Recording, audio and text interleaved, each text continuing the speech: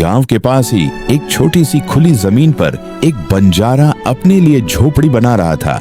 उसके हाथ में बांसुरी थी और वह झोपड़ी की दीवारों को बांधते हुए बीच बीच में बांसुरी भी बजा देता। उसकी धुन सीधी थी, सरल थी, लेकिन उस धुन में एक ऐसा सन्नाटा छुपा था जो दूर तक जाता। उसी समय महल में राजकुमारी अकेली अपने कक्ष में बैठी थी। दोपहर का समय था, सब कुछ शांत था और तभी उसके कानों तक एक धीमी कोमल बांसुरी की आवाज पहुंची। राजकुमारी का ध्यान अचानक खिड़की की ओर गया। आवाज दूर से आ रही थी, लेकिन उसमें कुछ ऐसा था जो उसे खींच रहा था। उसने तुरंत अपनी दासी को बुलाया और पूछा, ये बांसुरी कौन बजा रहा है? दासी ने कहा, मालकिन मैं अभी पता लगवाती हूँ। और वह तुरंत दरबार के एक सैनिक को बुलाकर आदेश देती है, बाहर गांव की ओर से कोई बांसुरी की धुन आ रही है, पता करो कौन है। सैनिक सिर झुकाकर झट से बाहर निकलता है। वह घोड़े पर चढ़कर गांव की ओर जाता है और थोड़ी देर बाद लौटकर आकर बताता है, राजकुमारी यह धुन एक बंजारा बजा रहा है। वह गांव के बाहर एक खाली जमीन पर अपनी झोपड़ी बना रहा है।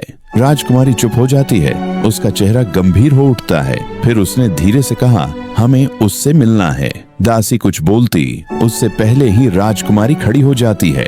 उसने अपने घोड़े के लिए कहला भेजा और दासी तथा एक सैनिक के साथ बिना किसी को कुछ बताए महल से निकल जाती है। राजकुमारी ने महल के पिछले रास्ते से निकलने का रास्ता चुना। दासी और सैनिक उसके पीछे थे।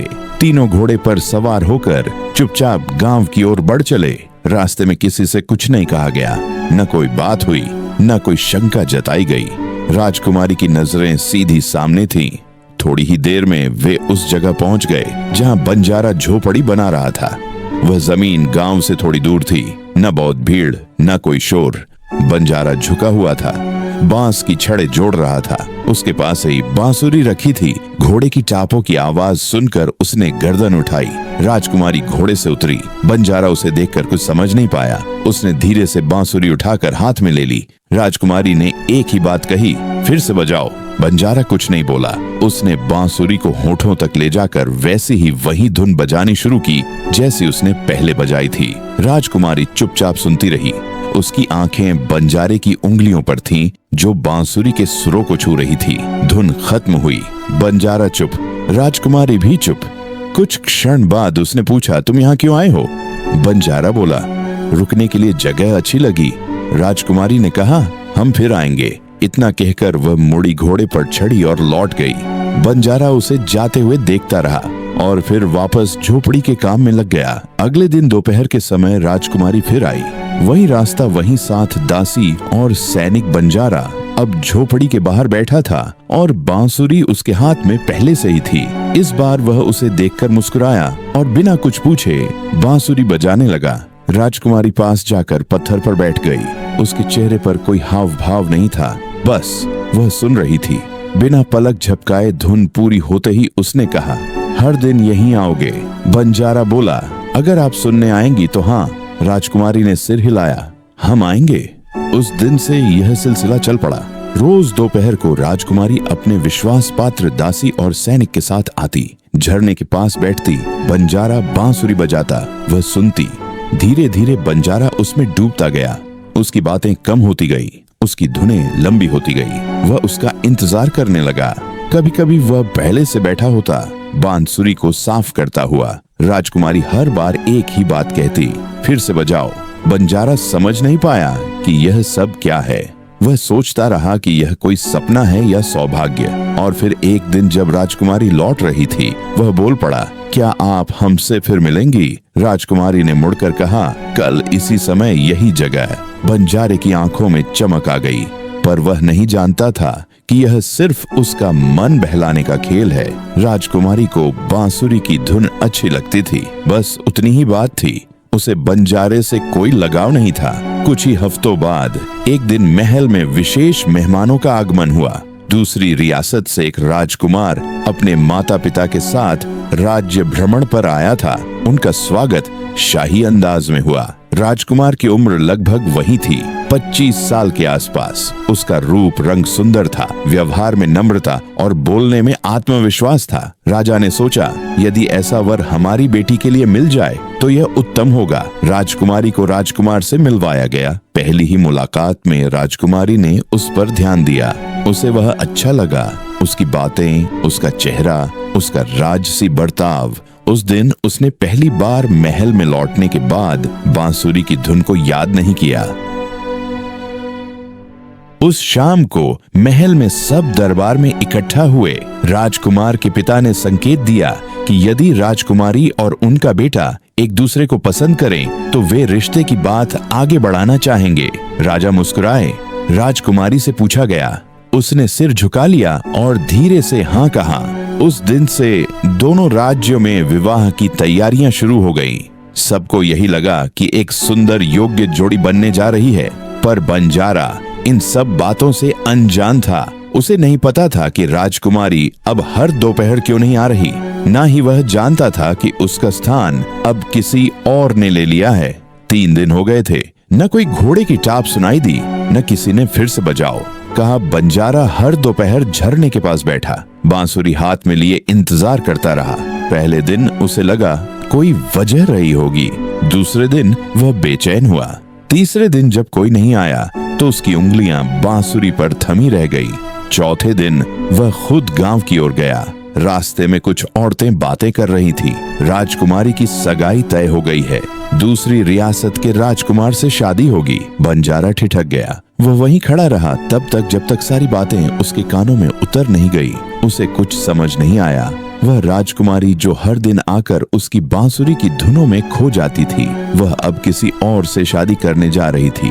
उसने एक भी बार कुछ नहीं कहा, एक बार भी नहीं बताया। वह वापस अपनी झोपड़ी लौटा और बैठ गया। बांसुरी उसके पास थी, पर अब उसमें कोई धुन नहीं निकली। उसे यकीन नहीं हुआ कि वह सिर्फ एक खेल था, लेकिन अब देर हो चुकी थी। उस रात बंजारा देर तक सो नहीं सका। उसके मन में सवाल थे, लेकिन जवाब कहीं नहीं थे।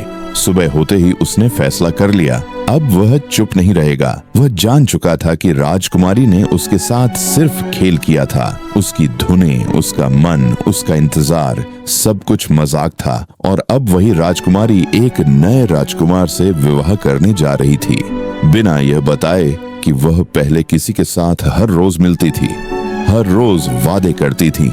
बंजारा सीधा उस रियासत की ओर निकल पड़ा जहां से राजकुमार का रिश्ता आया था।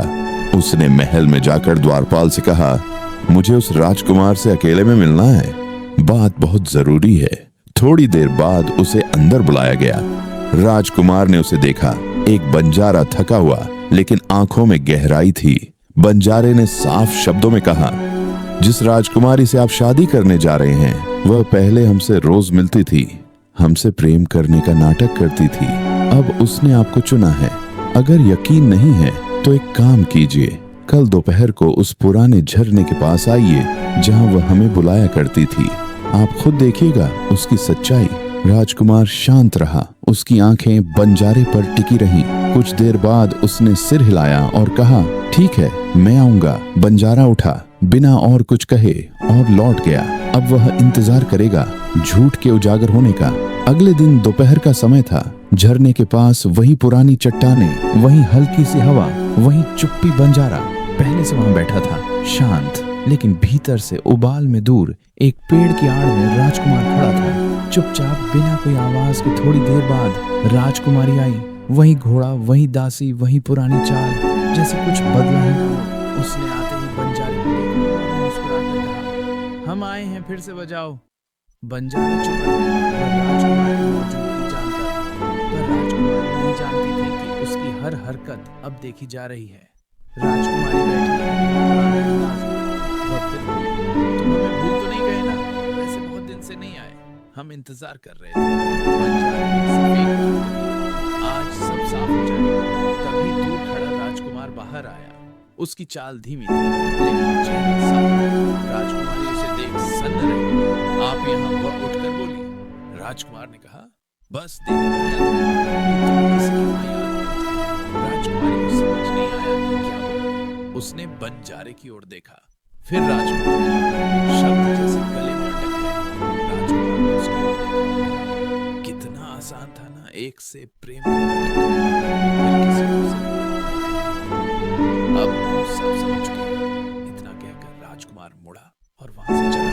राजकुमार खड़े, चुप स्तब्ध, बंजारा हंसते थे। राजकुमार के चले जाने के बाद राजकुमारी घोड़े पर चढ़ी और सीधे जान चुकी थी कि उसकी सच्चाई अब सबके सामने आ गई है।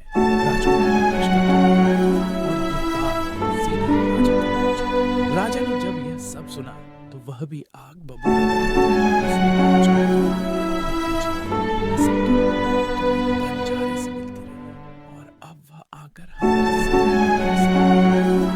राजकुमार ने सिर झुकाया। उसने धोखा दिया पिता, मैं तो बस उसकी बांसुरी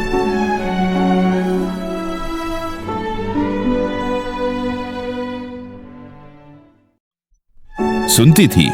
उसने सब कुछ गलत समझा। अब वह हमारा नाम खराब कर रहा है। राजा कुछ देर चुप रहा, फिर उसकी आवाज सदी लेकिन ठंडी हो गई। तो अब इसका अंत करना होगा। वह अब और जीवित नहीं रहना चाहिए। हमारे नाम और इज्जत से खेलने का हक किसी को नहीं है। राजकुमारी बोली, हम उसे बुलाएंगे। वही जगह, वही झरना, वहां वह आएगा और जैसे ही हम बैठे हम उसे धक्का दे देंगे। वह पानी में डूब जाएगा, कोई कुछ नहीं जान पाएगा। राजा ने सिर हिलाया। ठीक है, बस ये काम साफ होना चाहिए। राजकुमारी के चेहरे पर अब कोई पछतावा नहीं था। उसके भीतर अब सिर्फ एक बात थी, उस बंजारे को हमेशा के लिए खत्म कर देना। राजकुमारी का संदेश अगले दिन बंजारे तक पहुंच गया। वही शब्द झरने के पास मिलना है जैसे पहले मिलते थे। बंजारे ने कागज पर लिखा, कोई जवाब नहीं भेजा, न कोई सवाल किया, बस चुपचाप अपना काम करता रहा। लेकिन अब वह पहले जैसा नहीं था, न भोला न बेखबर। उसने अब हर चीज को साफ देख लिया था। राजकुमारी का झूठा प्रेम, महल की साजिश और अब उसे मिटा देने की योजना। लेकिन वह झरने तक जाएगा तैयार होकर। उसने एक दिन पहले ही उस जगह का मुआयना किया। झरने की चट्टानें, पानी की गहराई, किनारे की फिसलन, सब पर ध्यान दिया और फिर एक पुराना सूखा पेड़ देखा जिसकी जड़ झरने के किनारे की दीवार में अंदर तक घुसी हुई थी। वहीं उसने एक मजबूत रस्सी बांधी और उसे झाड़ियों में छुपा दिया। उसने अपने पैर में एक पतली रस्सी लपेटी जो उस मोटी रस्सी से बंधी हुई थी। अगर धक्का मिले तो वह तुरंत खुद को झटका देकर उसी रस्सी से लटका सके। उसी रात उसने अपने कपड़े भी ऐसे बनाए कि पानी में गिरे तो उसे तैरने में कोई परेशानी ना हो। उसने अपनी बांसुरी घर में ही छोड़ दी।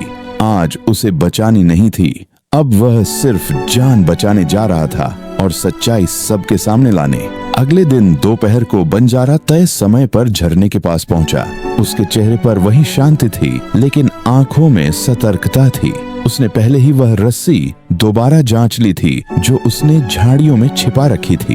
अब वह पत्थर की उसी चट्टान पर बैठा था जहां पहले राजकुमारी के साथ बैठा करता था। कुछ देर बाद राजकुमारी आई।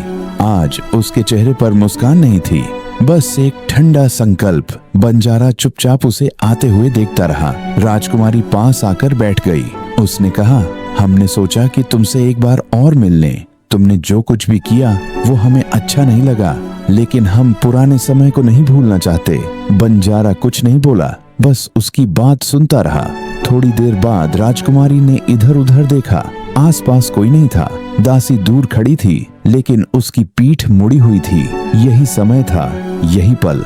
राजकुमारी ने अचानक दोनों हाथों से बंजारे के कंधे को पकड़कर उसे चट्टान से नीचे की ओर धक्का दिया। लेकिन ठीक उसी क्षण बंजारे ने अपने पैर से रस्सी को खींचा। जैसे ही उसका शरीर गिरा वह हवा में झूल गया। झरने के ऊपर पानी से कुछ इंच दूर। राजकुमारी को कुछ समझ नहीं आया। उसने नीचे झांका। बंजारा रस्सी से लटक रहा था, जिंदा स्थिर, और अब उसकी ओर ऊपर देख रहा था। राजकुमारी की आंखें फैल गई। उसने एक कदम पीछे लिया। राजकुमारी उस दिन महल लौट आई। चेहरे पर घबराहट थी, पर अपने पिता को जाकर बोली, काम हो गया है, अब कोई रुकावट नहीं। राजा ने संतोष की सांस ली।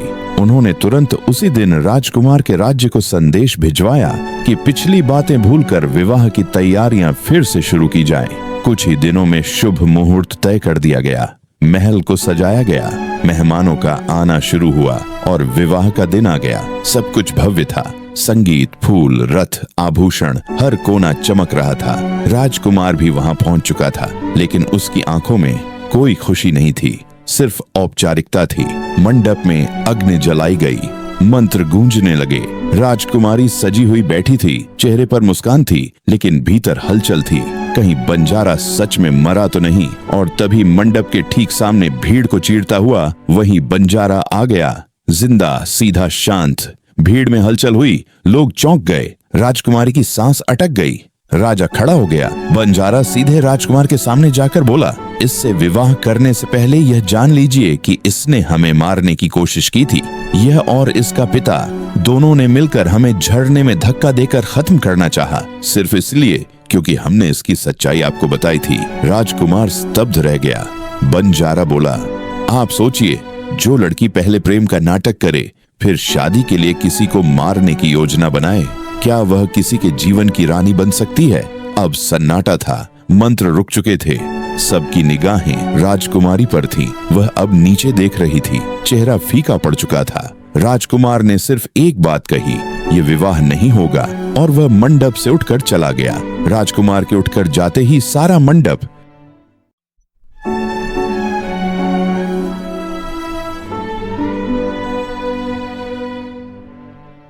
जैसे से सूना हो गया।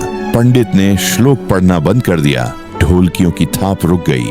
मेहमानों ने एक दूसरे की ओर देखा, किसी को समझ नहीं आया कि अभी अभी क्या हुआ है। राजकुमारी वहीं बैठी रही, सिर झुका हुआ, चेहरा सफेद, उसका सारा श्रृंगार जैसे बोझ बन गया था। उसके होंठ कांप रहे थे, लेकिन आवाज नहीं निकली। राजा भी अब कुछ नहीं बोल सका। उसकी आंखें बंजारे पर थीं, जो अब भी शांत खड़ा था, जैसे उसे किसी जीत की खुशी नहीं थी, बस सच्चाई का बोझ उतर गया हो। राजा को अब समझ आ गया था कि उसने जो किया वह एक निर्दोष को मिटाने की कोशिश थी, और वह बच गया।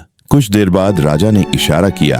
सिपाहियों को बंजारे को पकड़ने का आदेश नहीं दिया, बल्कि खुद ही राजमहल के अंदर चला गया। राजकुमारी उसके पीछे पीछे बिना कुछ कहे उठकर चल दी। लोग उठने लगे, कुछ मौन, कुछ फुसफुसाते हुए। मंडप में सजा सिंहासन अब खाली था। बंजारा वहां खड़ा रहा, अकेला, लेकिन सिर ऊंचा किए हुए। विवाह टूट चुका था। राजकुमारी और राजा दोनों अब लोगों की नजरों में झुक चुके थे। मंडप से सबके चले जाने के बाद भी बंजारा वहीं खड़ा रहा।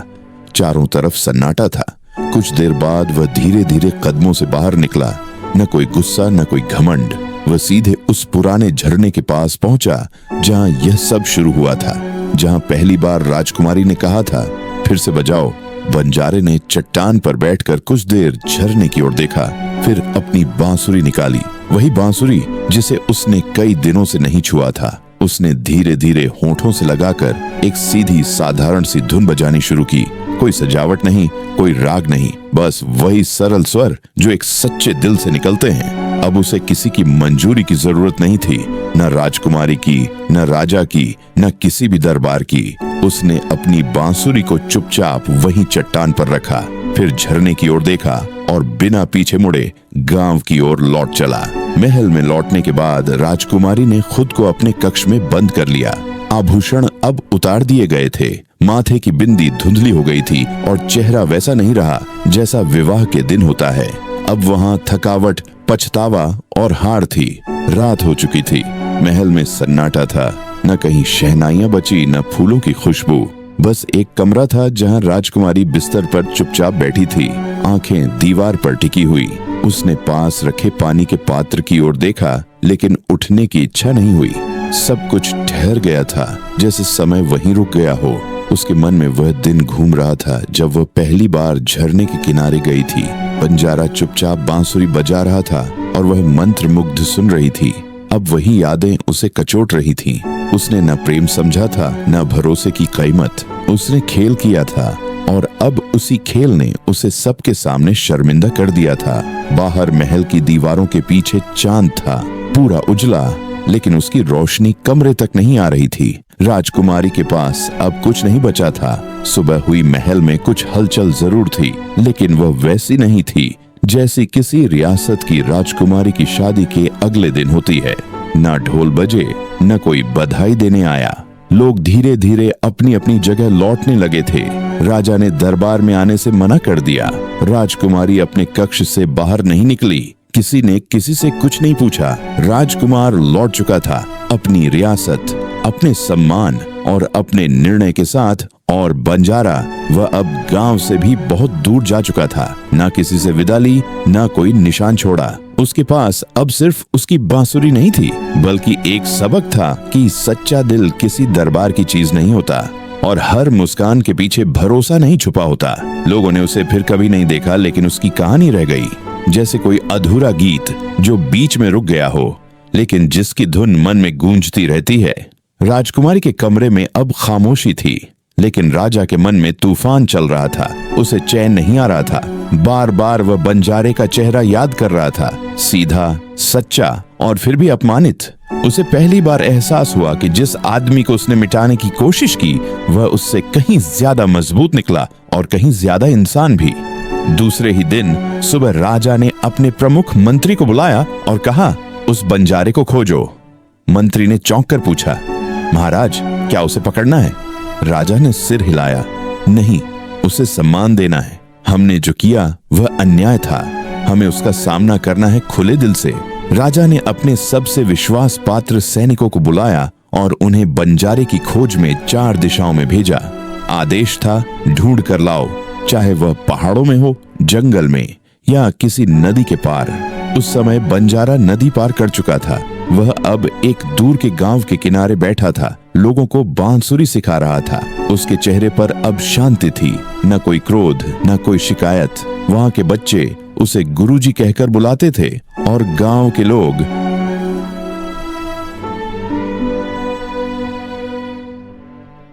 उसकी धुनों को सुनकर काम पड़ जाते थे। उसे नहीं पता था कि अब कोई राजा उसे ढूंढ रहा है। राजा स्वयं भी अंत में एक छोटी टोली के साथ गांव-गांव निकल पड़ा। वह अब सादा वस्त्रों में था और हर गांव में जाकर सिर्फ एक ही सवाल पूछता, क्या यहाँ कोई बांसुरी बजाने वाला बंजारा रहता है? बहुत जगहों पर उसे इनकार मिला। कई बार उसे खाली लौटना पड़ा। राजा की खोज कई दिन चलती रही। वह थक चुका था, पर अब उसके मन में सिर्फ एक बात थी, मिलानी है जिससे हमने अन्याय किया। एक दिन शाम को राजा एक छोटे गांव पहुंचा, जहां नदी के किनारे बच्चों की हंसी और बांसुरी की धीमी धुन सुनाई दे रही थी। राजा रुक गया। उसने देखा एक पेड़ के नीचे वही बंजारा बैठा था। उसके चारों ओर बच्चे थे और वह उन्हें बांसुरी के सुर सिखा रहा था। चेहरा वही शांत, आवाज वही धीमी, पर उसमें अब कोई पीड़ा नहीं थी। राजा कुछ देर चुपचाप खड़ा रहा, फिर आगे बढ़ा। बंजारे ने उसे देखा, फिर आंखें नीची कर ली। राजा ने पास आकर बिना कोई भूमिका के कहा, मैं माफी मांगने आया हूँ। बच्चे चुप हो गए। आसपास के लोग ठहर गए। कोई कुछ नहीं बोला। राजा बोला, मैंने तुम्हारी सच्चाई को नकारा, तुम्हारे जीवन को छोटा समझा और तुम्हें मिटा देने की साजिश में शामिल रहा। लेकिन तुम हम सबसे ऊंचे निकले। तुम्हारे पास सिर्फ एक बांसुरी थी, लेकिन आज तुम्हारी धुनें मेरी आत्मा को झुका चुकी हैं। बंजारा कुछ पल चुप रहा, फिर बोला, मुझे कुछ नहीं चाहिए, न माफी न मान। मैं वहीं रहना चाहता हूँ जो हूँ, एक बंजारा। राजा ने उसका हाथ थाम लिया। फिर भी अगर कभी चाहो तो हमारे राज्य के द्वार तुम्हारे लिए हमेशा खुले रहेंगे। एक संगीत तज के लिए, एक शिक्षक के लिए, एक सच्चे मनुष्य के लिए। बंजारा ने सिर हिलाया। राजा ने लौटने की तैयारी की और अंत में राजा चला गया। हल्का हो चुका था। राजकुमारी ने जब यह सुना तो उसकी आंखें भर आईं, लेकिन अब समय निकल चुका था। बंजारा वहीं रहा जहां लोग उसकी धुनों से सुबह शुरू करते थे और बच्चे उसके सुरों से जीवन जीना सीखते थे। अब वह एक राजा से भी ऊंचा था, क्योंकि उसने प्रेम में हार कर भी अपने स्वाभिमान को नहीं खोया। राजा के लौटने से पहले बंजारे ने आखिरी बार राजा की आंखों में देखा। उसकी नजरों में कोई घृणा नहीं थी, सिर्फ गहराई थी, जैसे उसने सब कुछ देख और समझ लिया हो। कुछ पल चुप रहने के बाद वह धीरे से बोला, महाराज, आप मेरे पास माफी लेकर आए, लेकिन क्या आपने कभी अपनी बेटी से भी पूछा कि उसने क्यों किया ऐसा? राजा चुप रह गया। उसकी दृष्टि झुक गई। बंजारा फिर बोला, मेरे साथ जो हुआ वह ठीक नहीं था, लेकिन मैंने क्षमा करना सीख लिया है, क्योंकि अगर मैं दिल में घाव रखता तो यह धुन कभी जिंदा न रहती। राजा पहली बार स्वयं को छोटा महसूस कर रहा था। उसने कहा, तुम चाहो तो हमारे राज्य में सम्मान पूर्वक रह सकते हो, संगीत सिखा सकते हो, एक स्थान पा सकते हो। बंजारा मुस्कुराया। मैं जहाँ रहता हूँ वहाँ लोग मुझे गुरु कहते हैं। राजा नहीं बनना चाहता न दरबारी। मैं एक बंजारा ही ठीक हूँ जिसकी बांसुरी कहीं से कहीं तक पहुँच जाती है बिना सिंहासन के। राजा कुछ कह नहीं सका। तभी गांव की एक बुजुर्ग महिला पानी का लोटा लेकर आई और बंजारे को दिया। बंजारा मुस्कुराकर बोला, इन्हें देखिए, यह मेरी रियासत है, इनकी हंसी मेरी जीत है और इनकी शांति मेरी पहचान। राजा ने बंजारे के पैर छूने चाहे पर बंजारे ने उसे रोक लिया। राजा होकर झुकना भी एक कला है, आपने वह सीख ली। अब आप पहले से बेहतर राजा बनेंगे। राजा की आंखों में नमी थी। वह उठकर वापस जाने लगा, लेकिन हर कदम के साथ उसे लग रहा था कि वह किसी गुरु के दर्शन कर लौटा है, न कि एक साधारण बंजारे से। और इस बार राजा ने लौटकर दरबार में सबके सामने कहा, एक बंजारा हमें वह सिखा गया जो राजसी शिक्षा कभी नहीं सिखा सकी, क्षमा, सम्मान और सच्चाई के लिए झुकना। राजकुमारी ने यह सब दूर से सुना, लेकिन अब वह कुछ नहीं बोल सकी। उसकी चुप्पी ही उसकी हार थी। राजा जब महल लौटे, उनके चेहरे पर कुछ बदला हुआ था, ना रोब ना गुस्सा, बस एक शांत आत्म स्वीकृति। अगली सुबह उन्होंने राज्य सभा में सबके सामने घोषणा की, हमारे राज्य के बाहर नहीं भीतर एक महान आत्मा है, एक बंजारा, जिसने हमें सिखाया है कि सच्चाई सिंहासन से ऊंची होती है। हम उसे राजमहल में आमंत्रित कर रहे हैं और उनके रहने के लिए महल में एक सम्मानित कक्ष दिया जा रहा है। कुछ दरबारियों ने चौंक कर देखा, लेकिन कोई विरोध न कर सका। तीसरे दिन सुबह बंजारा एक सामान्य वेश में महल आया। राजा स्वयं मुख्य द्वार पर उसका स्वागत करने आया। कोई शाही ढोल न बजे, कोई घोड़े नाचे, सिर्फ एक सादा सा स्वागत था, लेकिन उसमें असली सम्मान था। राजा ने उसे भीतर ले जाकर एक शांत कोठरी दिखाई, जहाँ से बाघ भी दिखता था और सूरज की पहली किरण भी आती थी। यही तुम्हारा स्थान है, यहाँ से तुम चाहो तो बच्चों को संगीत सिखा सकते हो, चाहो तो बस चैन से रह सकते हो। बंजारा ने हाथ जोड़ लिए। अगर इस महल में रहना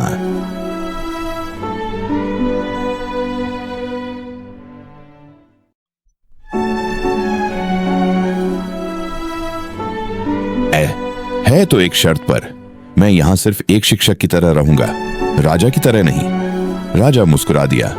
अब यही तुम्हारी रियासत है। शाम को राजकुमारी स्वयं उसके कक्ष में आई, सिर झुका हुआ, आंखें झील सी शांत। बंजारा चुप बैठा था और राजकुमारी ने कहा, हमने आपको चोट पहुंचाई, खेल समझा और फिर मिटाना चाहा, लेकिन अब समझ आया कि आप सच्चे थे। हम खोखले वो जमीन पर बैठ गई और बोली, हम माफी मांगते हैं। अगर आप चाहे तो हमें कभी क्षमा मत करना, पर जान लीजिए हम बदलना चाहते हैं। बंजारा ने कुछ नहीं कहा। उसने सिर्फ अपनी बांसुरी उठाई और एक धीमी सी धुन बजा दी। शब्द नहीं बोले, लेकिन धुन कह रही थी, मैंने माफ कर दिया। और उसके बाद बंजारा महल में ही रहने लगा। उसने महल के बच्चों को संगीत सिखाना शुरू किया। रोज सवेरे उसकी बांसुरी की आवाज से महल जागता। राजा अक्सर आकर उसका हाल पूछता और राजकुमारी धीरे धीरे उस गुरु कक्ष में आने लगी, एक शिष्या की तरह। अब रिश्ते बदले नहीं थे, पर उनका स्वरूप बदल गया था।